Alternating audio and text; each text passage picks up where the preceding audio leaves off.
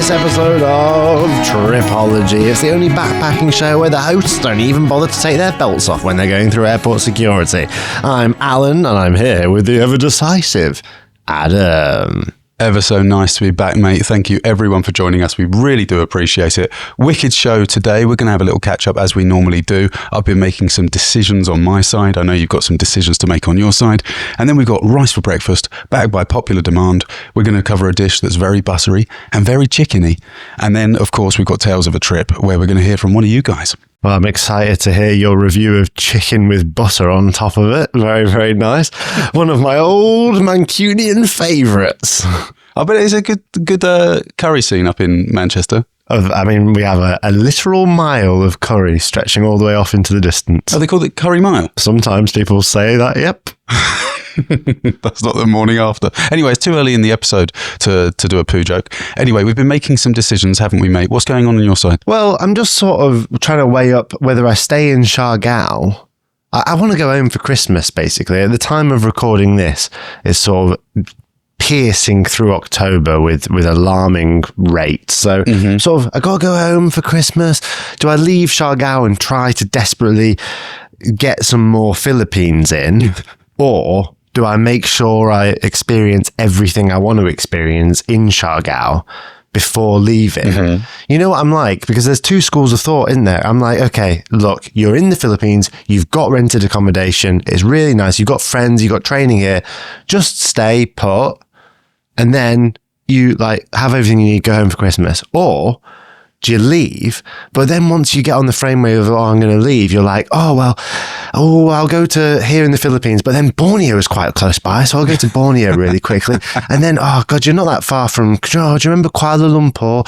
That time you spent in the jungle with those koalas. Yeah, no, of course. Well, this is the big dilemma that a lot of travellers have, is when they do stop and they either stay in one place for a long time, recharge the literal and metaphorical batteries, and also maybe try and accrue a little bit of money in order to go to the next destination, you end up making decisions, making friends. You basically like, I don't know, you make commitments, you have jobs, contracts, cars, all these different relationships and things. So it obviously is much more difficult to rip yourself away from it. Once you've been somewhere for a little while, I've been here in Siargao since July. The things that you accumulate that make it a little bit harder to leave. Obviously, it's not a huge barrier to leaving, but part of it's like, oh, well, you know, I've got that big bag of rice, so I don't want to waste that, so I'll stay just another few days. Or, I bought that liquid soap, so that's quite large, so I try and use that before I go. And, you know, I've paid rent up until this date, so I'd stay up until then. It's so easy to put up barriers. I basically think what I'm going to do is stay in Siargao until the end of October and then get another month of traveling the Philippines in. Right. And then I'll just go home in December. And do you think that you've explored Siargao at sort of a slow pace? You've just done things as and when? Do you feel like you've become accustomed to what it's really like to live in Siargao? Or did you do loads of stuff at the very beginning? And now there was obviously that middle section in the middle where you're just living your life, going to jiujitsu and surfing, and there's still a stack of shit to do, and you're like, oh fuck, I really should have been ticking some of that stuff off. Yeah, kind of. I mean, Siargao's not known for having a bunch of stuff to do other than surfing. Oh right, fair enough. But I will say I've probably seen and done less than you would if you were only staying for 3 weeks. Seen and done less? Really? I think that's normal because for the first 2 weeks, I packed a bunch in and then I was like, oh, well, you know, I'm here for so long. I'll just live for a little while. And then there's other things up north and stuff that I just haven't done because I just didn't need to because I was here for a long time. Yeah. Well, just so we can visualize it, me and all the listeners, how long does it take to drive from one end of the island to the other? Like 2.5 hours. Oh, okay. And is there a road that goes all the way around the outside? I guess? Kind of. It gets a bit sketchy as you go up north. Oh, yeah? What, because of the people there or because of the quality of the roads? No, because of the roads. A load of wild pigs trying to get their own back. Okay, well, Well, yeah, I mean, whatever decision you do make will be the right one, I'm sure. I don't know if I'm really in a position to tell you to do one or the other, to be honest. I think maybe can I just throw the cat amongst the pigeons and ask you a question? That's not going to go well, is it? A cat amongst pigeons? It'll have somebody's eye out. We've spoken about this a few times on the podcast before, and it is sort of a question that it's been at the forefront of my mind over the last few weeks because I'm about to make a big decision as well. Do you think you're going to go back to Siargao? Listen, mate, I suppose the problem is I've always thought I was going to go back to somewhere. If you told me when I left Hanoi for the first time in 2015 that now in 2025 I wouldn't have been back, I simply would not have believed it. Yeah. Yeah, it's the trouble. Like, categorically, I'd just been like, oh, you're an idiot. Who are you? Cassandra, the ancient Greek soothsayer. Why don't you fuck off? But lo and behold, you'd have been correct, wouldn't you? And now it's very easy to be like, oh, no, I've got my jiu-jitsu here. I'll come back whenever I'm in the area. But the fact is, I ain't been to Japan. I ain't been to South Korea. I ain't been to North Korea. I've never set one foot in Papua New Guinea. There's just so many things that I want to do, which are always going to have a novelty factor for me. So perhaps the likelihood is I won't return to Siargao in the near future. And I'm kind of entering this new phase of my travel life where I'm not so concerned with making sure I've done everything. Mm-hmm. I used to really want to check all the boxes and be like, oh, that waterfall, of course I've been there. That little pygmy rhinoceros up in the north, of course I've seen him. But that's not necessarily the case anymore. I think I would go and see the pygmy rhinoceros, but the waterfall, I'm not that bothered about. No, I mean, you've obviously lived a very different experience to a lot of people that just go there for a couple of weeks. Yeah, exactly. If someone's like, did you not see that waterfall? You idiot, it's amazing. I'd be like, did you not have that little hello on that stand that you only know if you've been there for 3 months? Did you not? You're an idiot. Well, the first and last time I've had a hello was, of course, with you when we were I think it was my last day, wasn't it, in Manila? Exactly. Bloody abomination, the thing is. Proof if proof be needs be. Well, mate, you will keep us updated, won't you, of course? I don't know what you're going to do, but I think you have got a lot of things you want to do. You got a lot of places you want to see, and the Siargao's not going anywhere, not anytime soon, so maybe it's time you pop on a plane and get over to Borneo. Well, I've just paid another month's rent, so it seems unlikely. The flights are going to be so much more expensive towards Christmas, Alan. What are you doing? Now you haven't got access to my credit card. I think I'm in a phase of life where it's more important that I learn to stay put and achieve all the things that I want to achieve from a base before I go making excuses and like, oh, I've not quite achieved all the business things I want to achieve. Quick, go to Borneo, look at an orangutan. It's like, no, stay true to the course, start some businesses. Okay.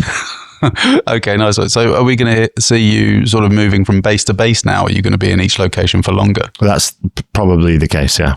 That's awesome, mate. I can't wait. Well, a little birdie told me the next one might be Japan, so I don't need too many excuses to get over there myself. Yeah, I don't appreciate you calling me a little birdie. It makes me feel self-conscious.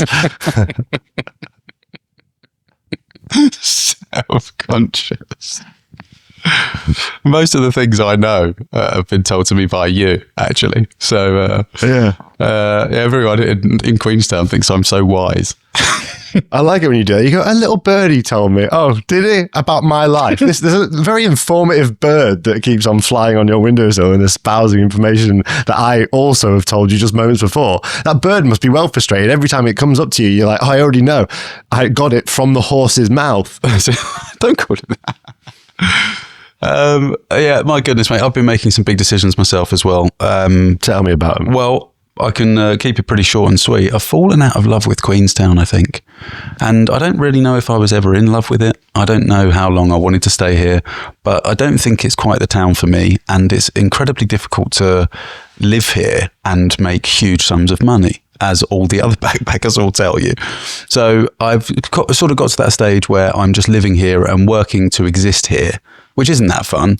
And there's so much to see. And now I've got the camper van on the driveway. I mean, what am I even doing? I'm sorry to hear that, mate. Would you like to do maybe a brief role play in which I play Queenstown and you break up with me?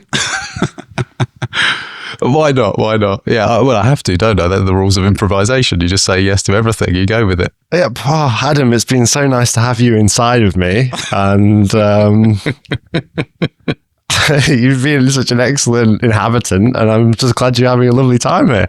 Oh, that's the thing. I'm afraid I haven't been having a lovely time. There's been... But we've got Ferg Burger, and we've got work opportunities, and the rent is somewhat extortionate. Yeah, yeah. One too many brownouts for my liking in Queenstown.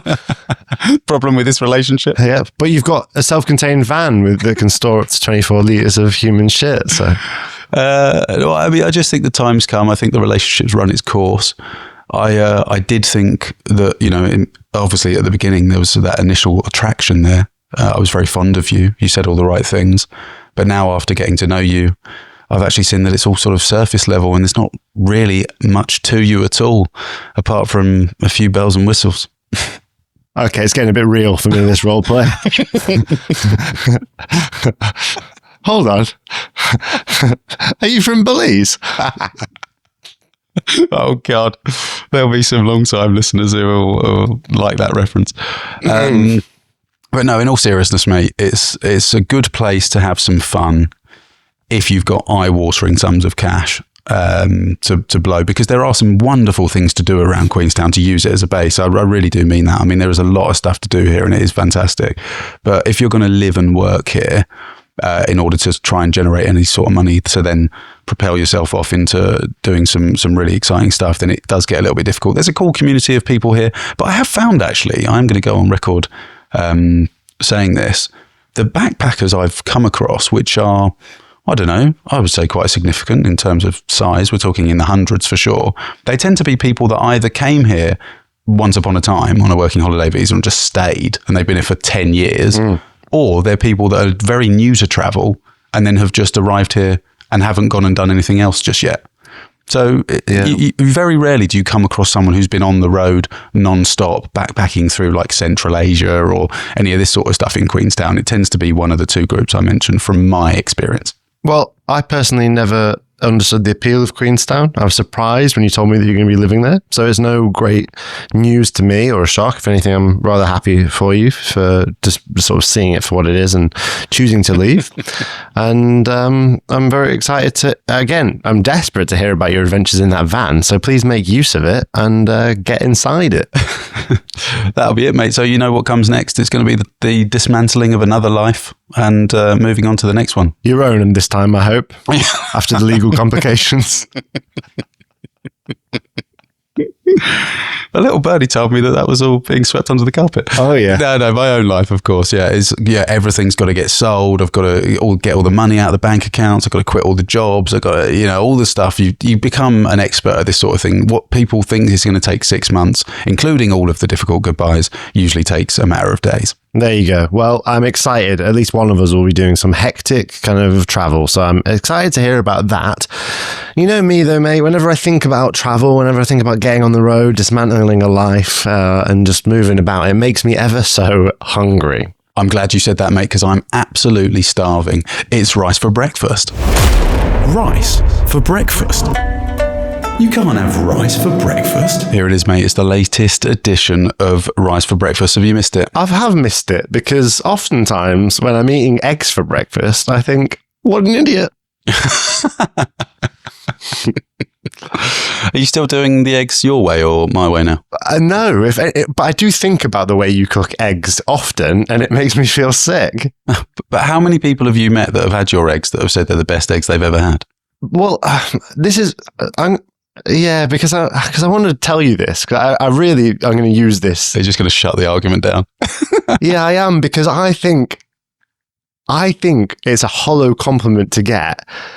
Because I think basically it's so difficult to even communicate this, but I think what you do is make them eggs and then look at them so expectantly that they feel uncomfortable not saying anything. Oh, the person that's eating them, you mean? Because it's you. I think you go and sit down, that you serve them the egg. What I do, I make them the eggs. I go, there you go, mate. Got you some eggs. Much love. And then I walk off. Yeah. What you do is make them this mush, hand it to them, and then sit looking in their eyes like, as if to say, are these the best eggs you've ever had? They get increasingly uncomfortable as they're eating and then just go, yeah, they're the best I've ever had. Stop looking at me like that. And then you go, you're not the first person who said that to me. The common denominator actually being me staring them down until they have to say something complimentary. Well, that's what I think happens. There is a lot of butter in my eggs. That's the secret, guys. If you're wondering at home, what's the difference? I put a hell of a lot of butter in those eggs and serve them wet. And there's a lot of butter in this dish that we're going to be talking about today. It is, of course, the very iconic, the very famous, the ubiquitous and loved the world over. It's a butter chicken, mate. Wow. When was the last time you had a butter chicken? Would have been when I was in India. Yeah, I did have a butter chicken when I was in India, but it might have only been one. And it's well, no, it wasn't, because you went to Delhi and basically, I'm led to believe, bullied everyone you spoke to there into telling you where the best Delhi butter chicken restaurant was, and went to every single one on the list. No. I didn't do my own sort of Delhi discovery through butter chicken. I just got a recommendation from my ex-girlfriend, whom I was with at the time, and we went together. Yeah. And that's the one I'll talk to you about now. I mean, not just to one though. I think I only had one. I just went straight in at the top. Wow. I know, it's not like me, is it? It's not like me at all. If you don't know what butter chicken is and you're listening to this podcast, I'll be very, very surprised. However, it is, of course, a bit of marinated chicken and a tomato-based gravy. Few spices in there, of course, and then your coconut and cashew cream. That's how you have it on Curry Mile in Manchester, isn't it? Sweet, I bet. Well, with cashew cream? Yeah, I bet it's sweet. We've never heard of cashew cream in Manchester, mate. And then, of course, loads of butter or ghee. The history is really interesting. The history... What are you laughing at? I don't know. The word ghee. The word ghee. But am I going to have to explain what ghee is now? Clarified butter. Yeah. Just carry on. Anyway, the history is really interesting, mate. It dates back. You will find this interesting. I know you will, because it involves a little place called Peshawar in Pakistan. Home of the Peshawari naan. Exactly. Yeah, quite sweet style of naan actually. But there's a restaurant called Moti Mahal in Old Delhi, and people think that they created this dish in the 1950s. If you go on the internet, that's what they'll say. However, there were people involved in opening that restaurant way back when. It actually moved location to Delhi after the partition, so around 1947, 1950, whatever. But the family involved in that restaurant say they were making the butter chicken long before that in the 1930s in Pakistan. Now, obviously, there are some other Indian restaurants that are challenging that. So much so that this restaurant have filed a lawsuit against one of the other restaurants to the tune of $240,000 in damages. US dollars? Wow. Yeah. There's a lot of money in it over the provenance and the sort of legacy of the butter chicken. Well, if you created something as world-renowned and as iconic as the butter chicken, the original recipe, and then someone else is trying to claim it for themselves and then obviously winning business potentially off your restaurant as a result, I can understand how that would do some damage. It wouldn't have got that far, mate. You don't think so? You think it would be shut down? You just I'll go in there, wouldn't I? I'd eat both and I'd say, no, theirs is better. Sorry. Okay, so there's big disputes over the butter chicken.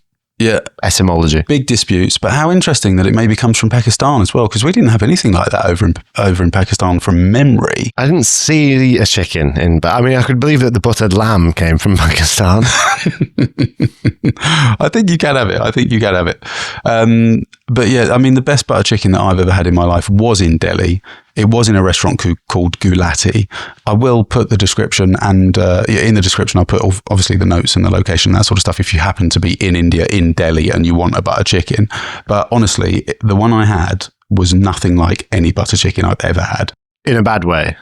Like it was unrelated almost? Well, maybe I'm going to echo what a lot of people listening to this might echo, which is, if you're choosing a butter chicken at a curry house, the chances are you haven't had that much Indian food. And I know I said that about the pad thai for Thailand as well, but the pad thai to Thailand is what the butter chicken is to India. It's very rarely outside of India the most interesting thing on the menu. It's what people who don't like curry eat. Yeah, that is true. It's that or a korma, isn't it? Yeah, or a tikka masala, which apparently does have its roots in the UK. Yeah. Do you like curry? Yeah, I love coconut and butter. I think you like sugar, actually, and not much spice at all. What's your favourite curry? Dairy milk. This was head and shoulders above most other chicken dishes I've ever had, mate. It was served in a copper pot. This gigantic thing comes out. Chicken legs, bone in. You never see that in a curry house, do you? No. No, you don't eat curry that often, obviously. I thought about it, but no, turns out you don't. Huge chunks of chicken, bone in, and the sauce, it was just unbelievable. It was much spicier than you probably would have imagined, which is not something we found in India very frequently. Yeah, because we famously both think that curry in India is not spicy, and that the word spicy is a bit of a mistranslation, meaning fragrant. Yeah, I think there's probably some truth to that. Although, I was obviously with my ex-girlfriend at the time who is Indian, so I said, can you please make sure it just comes however it's supposed to come? It doesn't need to blow our heads off, but I would like it to come as it's supposed to come. Very, very rich. It's a bit smoky as well, I would have said. Super concentrated sort of tomato flavour, but the flavour of the butter, I remember having the first taste and I thought, oh, no wonder they call it fucking butter chicken. It was unbelievable. It was so buttery, almost to the point where it was overpowering, but because of the previous butter chickens I'd had. Not because it shouldn't have been that buttery, but because I'd obviously become accustomed to just a watered down butter chicken. Yeah, cashew cream, coconut cream, whatever, sugar and I don't know, like tomato soupy kind of artificial flavour or whatever it is they use. Anyway, it was absolutely sensational, and I would highly recommend, if you are in Delhi, go to Gulati Restaurant. It is a bit more upmarket. It is middle of the road. You do have to put your name down and queue outside and this sort of stuff. It's not this local joint that's just a few chairs by the side of the road. It is a proper brick and mortar restaurant with, fancy waiters walking around and that sort of stuff. But it is absolutely amazing. And guess how much it cost me? I've forgotten what the exchange was. So I'm going to say... You can say it in pounds. 500 rupees. No, it's more than that. 1,000 rupees. Yeah, it was just under 1,000 rupees, which is about £7.50. It's pretty good to have got that on the second guess, considering I have no idea how much that is. Yeah, well, I think maybe you won't remember, but we were having some thalis, which are, these big platters where you get multiple dishes and comes with a little bread or whatever. Sometimes for about 350 rupees. Okay, yeah, so 1,000 is quite expensive. Yeah, it's certainly expensive for your average Indian fare in India. But this, like I said, is a sort of middle of the road, middle class restaurant, a bit upmarket, and one of the most famous ones. It's got thousands of reviews of lots of Indian people saying it's the best butter chicken in Delhi. So why did you not go to Mata Mahal? I didn't know about it until I started researching this feature, actually, a couple of days ago. So that's a shame, isn't it? It is a bit of a shame, because it is like me to try and go to those sorts of places that have got cultural significance, or whether there's a sort of dish to sort of try by the person who used to make it or whatever. So yeah, bit of a shame. You'll have to go back to Delhi. I would like to, mate. I'd really like to. I don't know if you're going to be heading to, I don't know, anywhere around there on your way back home. It's on the way. I don't know. It's so annoying. I like that time moves so quickly, because I would love a little slow roll to the UK now, overland through India. Yeah, that's there for you, mate. Have you not even got the time to do that if you left early? I mean, it's October, middle of October. I've only got a month and a half. No, not really. Yeah, you've been moving a little bit too quick. Yeah, especially if I want to swing by Borneo. So there you go, mate. There you have it. It's got an amazing history, steeped in history, absolutely delicious. And if you are the sort of person that orders butter chicken, maybe tell the guy in the kitchen next time you go for one, just make it like they do at Gulati's in Delhi, would you? Quick star rating, please. It's a 4 out of 5, probably, because, well, it is the best butter chicken I've ever had, though. Well, as a dish, maybe rate the dish as a whole. The dish. I think that's how rice for breakfast should work. You just rate the dish. Just rate the dish as a whole. Conceptually. Yeah. Oh, just, you mean like the generic dish, not even the one I had? Well, no, I think that one should be the one that you review, but like you should, it's like the concept of butter chicken, and that is the ambassador. Okay. I mean, it's because of how iconic it is. and how popular it is and how much better that version is than all of the other ones that I've had in the UK. It's a real food memory that I'm going to remember for a long time. It's inspired me to have more and more Indian food. So I'm going to give it a solid 4.5. Goodness me, the highest score we've ever had on Rice for Breakfast, knocking Pad Thai so far down the league table, it's fallen off the bottom into a heap on the floor. Looking forward to the next time we do a Rice for Breakfast review, Adam. But now it's time for that little special section of the show where one brave and bolden listener's taken to their laptop or their phone. They've gone to tripologypodcast.com/tales of a trip, and they've decided that they've got a real blinder of a travel story. 3 minutes in which to tell their greatest travel story of all time. Perhaps it's the tale of the time they found that perfect handbag in a shop and just selected it out and went boldly down the high street on the Champs-Élysées in Paris. Or perhaps it's the time they saw that ever so rare creature lurking in a jungle forest. Who knows what tale of a trip we're about to hear, but one thing's for damn well sure. We're about to hear one right now. What sort of mood are you in? What's up, Tripology Podcast? This is at homeless.digital nomad reporting in from Taipei, Taiwan. You guys tasked me with giving you an incredible travel story, and the best thing that I could think of is how I managed to solo summit the highest mountain in South America, which is the highest mountain outside of Asia, the second highest of the 7 summits, almost 7 kilometers, Aconcagua. And I came up with this idea because I really fell in love with high altitude trekking when I was in Peru and Nepal. And it really surprised me how much of a difference it made when I lived in high altitude for a while before I did these treks. So I figured that I would just work remotely from high altitude cities, and it would give me a big advantage. Now, the death rate of Aconcagua is about 1 in 1,000 because 3,000 people attempt it every year. 1,000, 1 in 3 make it to the top, and about 3 people die. It's a little bit risky, but I figured everyone who dies hiking this mountain dies from altitude sickness. So I'm just going to acclimatize first, right? First, I spent a month at 2,800 meters in Quito, Ecuador, where I summited debatably the highest active volcano, Cotopaxi. And then I also summited what's debatably the highest mountain in the world if you measure from the center of the earth instead of sea level, because sea level is different around the globe. And that's Chimborazo, but it's 6,400 meters above sea level. And then I spent a month in Juarez, Peru, where I did a Y-Wash trek. And right before that trek happened, I had severe food poisoning for 8 days. It messed with all of my training. I was running to the bathroom every 30 minutes, pooping blood. It was horrible. And then I recovered from that, lost 7 kilograms, and got back to training. Then I spent 5 weeks in La Paz, Bolivia, where I did a 5 or 6 kilometer peak every weekend. Still lived a regular digital nomad lifestyle outside of that. Then I went to Mendoza, and I flew into Santiago, Chile, took a bus to Mendoza, and I began to summit. I began my trek to summit Aconcagua. It was 8 days up, 2 days down. Some challenges that I faced going up there was boredom is one issue because you have to boil snow in your tent once you make it past the base camp. And that was like day 4 to 7. I was just in my tent boiling snow over and over again for fresh water. And then another challenge is that you have to bring poop with you everywhere.